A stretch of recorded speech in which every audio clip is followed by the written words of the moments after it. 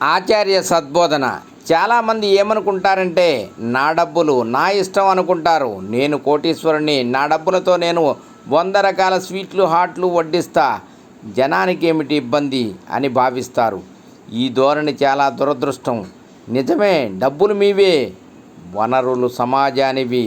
వాటిని కావాలని వృధా చేసే అధికారం ఎవరికీ లేదు.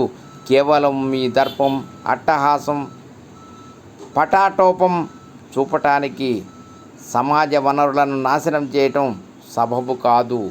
మీకు డబ్బులు ఉన్నాయి కాబట్టి 10 స్వీట్లు 10 హాట్లు వడ్డిస్తారు. అతిథులు తినగలగాలి కదా. ఒకప్పుడు 5 రోజుల పెళ్ళిళ్ళు ఉండేవి, అవి 3 రోజులు అయ్యాయి.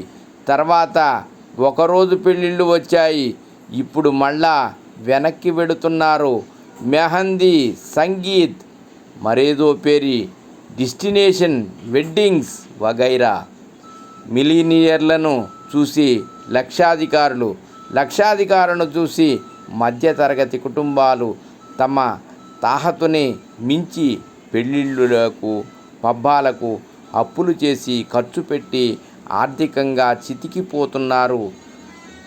మంచం ఉన్నంత వరకే కాళ్ళు చాపుకోవాలి.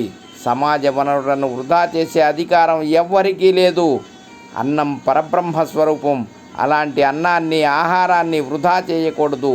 ఉన్నప్పుడు వృధా చేసుకొని లేనప్పుడు దేబరిస్తే క్షమార్హం కాదు, వ్యక్తులకైనా సమాజానికైనా. సర్వం శ్రీకృష్ణార్పణమస్తు. లోకా సమస్త సుఖినో భవంతు. రేపటి తరానికి బతుకు భద్రతలతో పాటు భారతీయత కూడా నేర్పండి.